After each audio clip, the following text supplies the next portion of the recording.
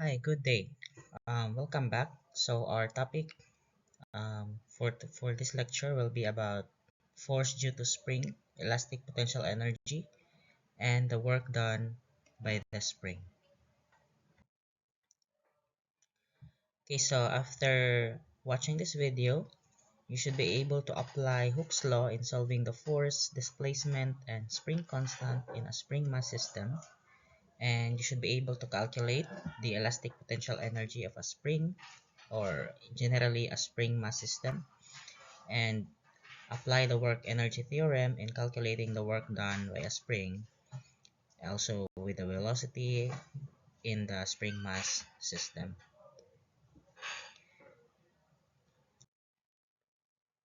Okay, so the Hooke's law, actually this is the Hooke's law. So it says that the force due to a spring is equal to this factor here, negative kx, where your k is the spring constant and x is the displacement. So generally, you can write that as F spring is equal to negative k delta x. That is if we are dealing with a system that is described only in one dimension along x-axis. Okay, so consider that this is our situation. So this is the relaxed state. So you'll have x equals 0. And the sign here actually indicates that the direction of the force of the spring. So example, if I compress the system, meaning I will have an applied force here. So this mass will technically go in this direction with some um, negative x coordinate. So when I compress that one, the force of the spring will actually oppose that motion. So the force of the spring will go to the right. So that means when your delta x is negative here, when your delta x is negative, so the F spring now due to compression will be positive. So you can say Fs compression will be some positive of the value of the force. Okay, so when we actually stretch, when we apply a force that is stretching now the system, so our x here will be actually greater than 0. So earlier that will be x equals x less than 0. So now it will be x greater than 0, and again the force of the spring, same reasoning, will try to oppose that um, movement. Okay, so this is now the direction of your Fs. So your Fs stretching, okay, so that is stretching, will be equal to negative of the value of the force. Okay, so that's the concept there. That's the function of the negative sign here to indicate the direction of the force due to a spring. So take note that the applied force and the force due to a spring is different. Okay. Okay. So consider again that this is our system. This is your x equals 0, the equilibrium point. So this is the equilibrium point. Okay. So when we actually stretch that system, we're going to apply this applied force. So thus when we release the system now, it will tend to go back to its original position. So meaning there's an energy associated with that. So when it's not only being present when we stretch the system, it's also present when we actually compress the system. So again, it will tend to go back to its original position at x equals 0. So the term associated with that is actually what we call the elastic potential energy. So that elastic potential energy in books or other literatures is actually written as UL is equal to 1 half kx squared. So where your x is the displacement along from the equilibrium position. Okay, so when we stretch this system, okay, so when we stretch that system, and then that goes like this, and this is the x equals 0, and then this is x greater than 0. So we can see that the energy, the EPE, which is the UL, okay, the electric potential energy, or in symbols like this, actually increases. Okay, but that is not just the scenario. We can also do that by compressing the system. This is x equals less than 0, and this is the equilibrium point, x equals 0. Okay, this is your surface. So we can also see that whether your x is positive or negative, you can always get a potential energy that is positive. Okay, so because that is, again, energy is a scalar quantity, so we should not have a negative value. But it's the kind of different when we talk about the change in the elastic potential energy, which is just 1 half kx2 squared minus 1 half kx1 squared. Okay, so now when we stretch the system here, of course its change in energy increases, but when we release that system again, there will be a point in this system that the change in elastic potential energy is negative. Okay, so meaning the potential energy of the system is decreasing. So our delta UL here can be positive, meaning increasing, and the delta UL will be negative, meaning it decreases, okay, or decreasing. So the UL that is being positive comes with a scenario that when we stretch or compress the system, and this one here, the UL that is decreasing, is when we release the system. Okay, so next is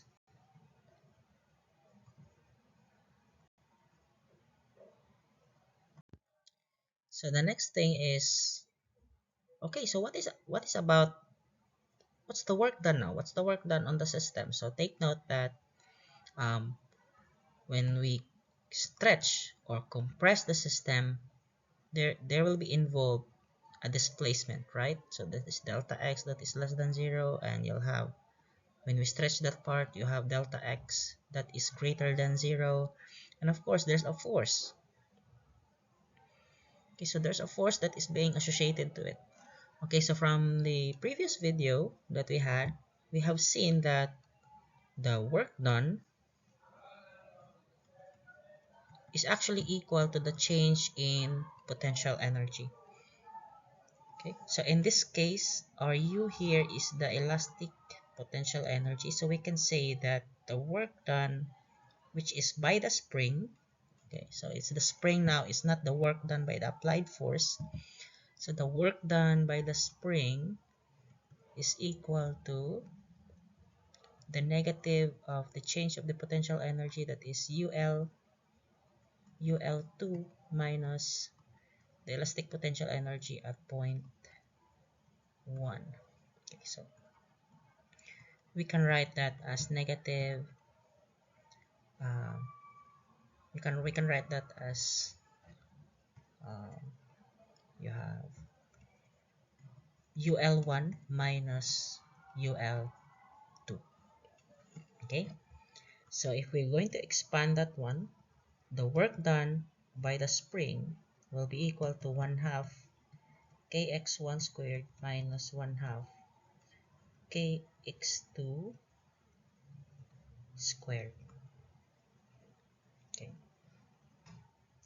So take note that when we release the system, when we stretch the system and then release it, that potential energy will be converted to movement, right? So the energy again that is associated with the movement is the kinetic energy.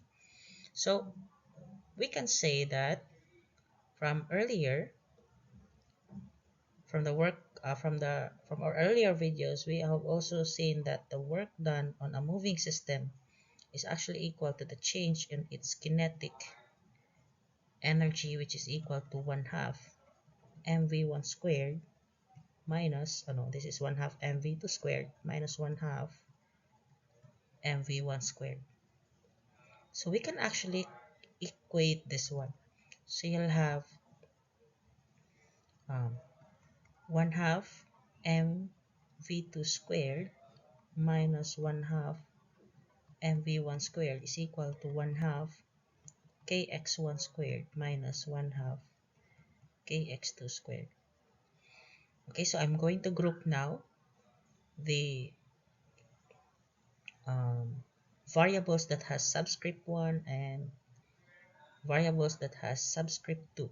Okay, so I can do it like this. You have 1 half mv2 squared plus 1 half kx2 squared is equal to 1 half mv1 squared plus 1 half kx1 squared. Okay, so from this one, this is now the energy conservation formula that is for the spring mass system relating its kinetic energy and potential energy of the spring mass system. So if we're going to solve for the work done by a spring, we're going to use this formula.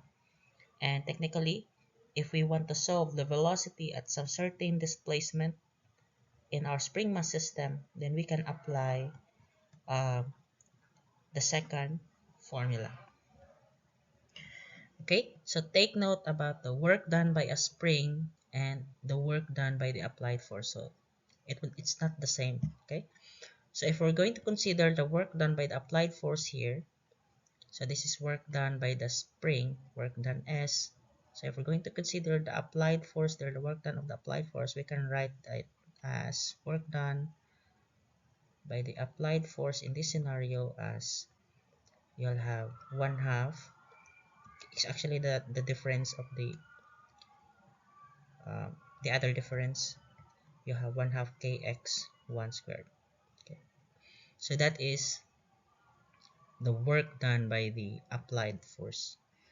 However, in some problems we are not curious about this. We are curious about the work done of the spring.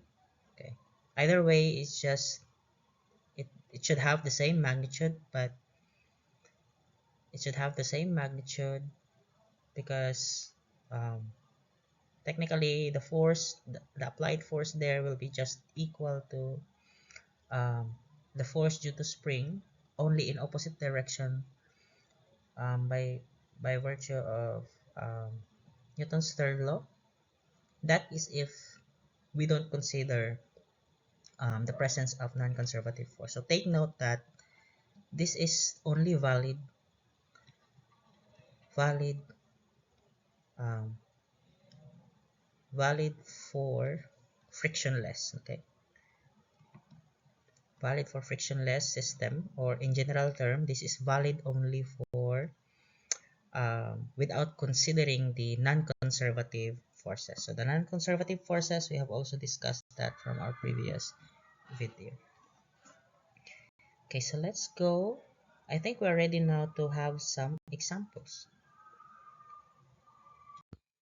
Okay, so if you beat it this far, maybe you can consider hitting like and subscribe to my videos. So I hope that this can help you in your incoming tests, because I'm sure that there's an incoming test um, for you to pass in these coming days. That's why um, you have been able to click this video.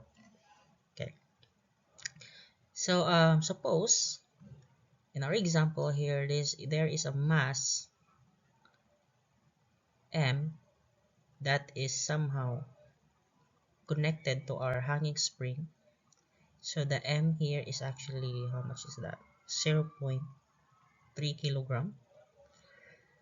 And then before attaching this mass, okay, of course the spring is in equilibrium point, and after attaching it, the spring stretched at 3 centimeters. So since our system now lies along the y-axis, so we have, let us say, this is our y equals 0, the equilibrium point, and this is your, let us say, y final, which is equal to y less than 0. So meaning your delta y here is actually negative 0.03 centimeters. So this is the displacement along y.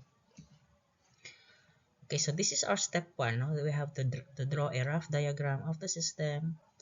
No matter how ugly is that, as long as it's gonna help you with the analysis. Okay. So A, we're going to find the spring constant. Okay. Okay, so we're going to find that. Okay, so what could be our steps here? So since we are dealing here with forces, of course, you should be able to use Newton's laws because it's a law. Okay. So in dealing with Newton's laws, first is you need to draw the FBD. No? So you'll have, okay, so let's assume that the system now when it hangs, okay, the system is in equilibrium. So we don't want to consider the system when the time was, it's actually, um, it was actually stretching. So we don't want that because the system in that part is accelerating. So now we're considering it that it already hangs with a stretched part of 3 centimeter. Okay, so consider that as your point particle M, and then of course going up is the force due to spring because it opposes the direction of motion. So in this case it hangs down, it goes downward, so our force due to spring goes upward, and always we have the weight vector going down. And by using law of equilibrium, we can say that this is Fs minus W should be equal to 0. Okay, so Fs is just the force of the spring, so we can expand this formula. Okay, we can finally write this as Fs is equal to W, and you'll have to expand this one. So this is negative Kx is equal to mg, and you'll see that, okay, so I'm actually wrong here. I'm using the x variable wherein my displacement is along y-axis, so it might breed some confusion. So I will write here negative k delta y. So I have here the k will be equal to mg over negative of delta y. Okay, so just apply some basic mathematics here. So I'm going to substitute the values now, and we'll have the delta y, we have the g value, we have the m, so we can actually solve k from this equation. So you have k is equal to mg, which is 0.3 kilogram. So again, in dealing with physics problems, you need to include the units and actually ask your instructor if we are going to use the 9.8 or 9.81 value. Okay, so this is divided by negative of the displacement, which is negative of 0.03 centimeter. Okay, so your answer here will have, okay, I'm putting this into the calculator real quick.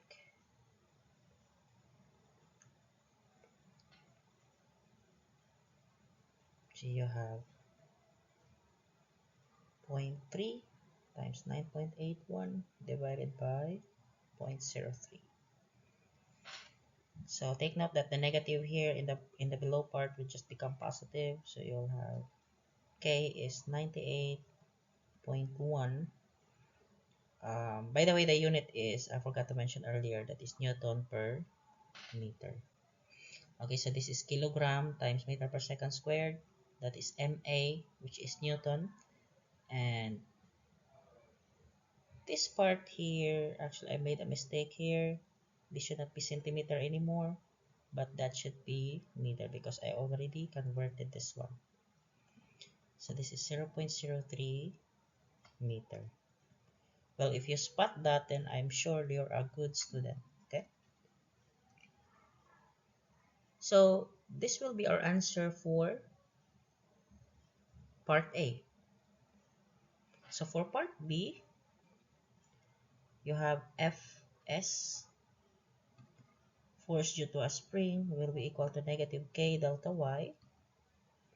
So you'll have negative 98.1 Newton per meter multiplied by the displacement along y-axis, which is negative 0.03 meters. So again, this is meters.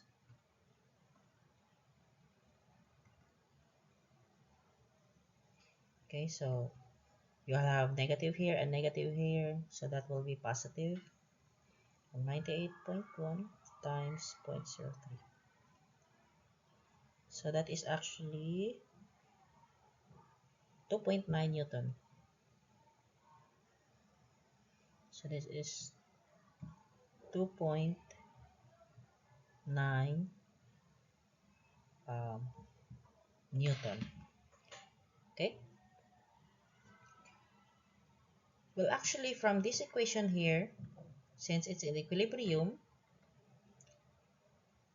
we can just derive the force of the spring to be equal to mg. Okay, so let's try that. You'll have 0.3. The mass is 0.3, and then you'll have the 9.81 meter per second squared. So your Fs will be, so that is 0.3 times 9.81. You'll have the same, that is 2.9 Newton. Okay, so that's the force of the spring there. So with this one, of course, you'll need your knowledge in Newton's laws and the free body diagrams. So that is very, very, very necessary. Okay, so for part C, we have the potential energy of the spring mass system. Okay, so what potential energy? Is it the JPE or the is it the elastic potential energy? So for this case, let's consider the elastic potential energy only. Because take note that our system is actually hanging. So from the ground, this is your ceiling. So that is your ceiling. So take note that there is still potential energy due to gravity. You have a GPE there, no? I should not write it like that. Because there is still a displacement of the body mass m, is delta y, from this height here to the ground. So you'll have GPE there. But we are only curious for now. Okay, we are only curious for now for the EPE of the system. Okay, so we are only curious with that. So for the EPE or UL, the elastic potential energy, that is just 1/2 kx squared. Okay, so that is for y-axis. Okay, so and then take note that your x is just the displacement. Okay, it's okay, that is just the displacement. So if you're going to write this using the y-axis form, you have UL is equal to 1/2 k delta y squared. Okay, so our elastic potential energy will become 1/2 k. This is 98. Um, that was 98.1 98.1 Newton per meter, and you'll have the delta y that is negative 0.03 meter squared. So see, even though our displacement is negative, because of the squaring factor here, your potential energy will just become negative. So that is 0.5 times 98.1 times 0.03 squared. So the energy of the system stores a little bit of energy with a value of 0.04 joules. So I'm going to round off here at two significant figures. So this is the value of the potential energy. Okay, let's be exact. Potential energy, which is the elastic potential energy, UL, or sometimes they write it as, in other books or in other sources in the internet, as EPE. Okay, so how about for the work done? The work done by the spring. Is there a work done by the spring there? Okay, so the work done of the spring there will only exist if we release the system. So I think in this scenario, so the work done here is actually from the work due to gravity. You can consider it like that. And if we release the system, okay, do I have am I having here the proper terminologies? Okay. Yeah, technically I can say it like that. There is a work done by the gravity here, and also there will be a work done. Okay, it will be a work done on the spring, that not the work done by the spring. Okay, so let's be careful with the terminologies. Okay, so we have this another example. So this is the application of the conversion of energy earlier. Suppose that we have a block of mass m that is hitting a spring. Let us say this is our spring, and this is our surface, a frictionless surface, and this is your block m. And then initially, your initial velocity is 8 meters per second. So when this block hits this point here, okay, so what happens is that there will be a compression. So this is your x equals 0. So there is a compression here. So this is now your mass m. And then after that compression, of course, there will be a stored potential energy. And then it's going to release again the mass m, bouncing it back. But now our problem is we're actually going to get our compression delta x. Okay, so it's just x2 minus x1, your delta x. So basically, if our equilibrium position is at x equals 0, so your delta x here is just the magnitude of x2. Okay, so to solve this one, okay, so let's label here our point A. Since this is a spring mass system and there is no displacement along y-axis, so this is y equals 0 in this line here. So we are not going to consider the potential energy due to gravity. So we can just write the kinetic energy initial plus the potential energy UL. We can write that as initial, and that will be equal to KE final plus the UL final. Okay, so In order to solve this problem, we can actually divide this from two scenarios. This is our initial scenario, and this part here is our final scenario. So in our initial scenario, there is no contact between the spring and the mass. Okay, so there is no contact because it's actually still moving to hit this point here. So meaning our potential energy initial is actually zero because our displacement here is still zero in the initial scenario. Now, when this mass hits this part here, so it's going to compress, and when it compresses, after that full, let's say X max as the full compression, the body will actually stop. Okay, after that full compression, the body will stop there. The mass M will stop there. So this is the part when your VF is actually equal to 0.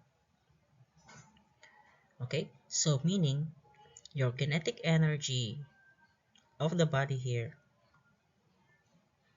um, will hit the spring, and that energy, kinetic energy, will be transformed to elastic potential energy, and there will come a time that your VF equals 0 because it has reached the maximum compression. So technically we can say that at maximum compression, the kinetic energy, the final kinetic energy of the system will become 0. So you'll have the kinetic energy initial will be equal to the UL final.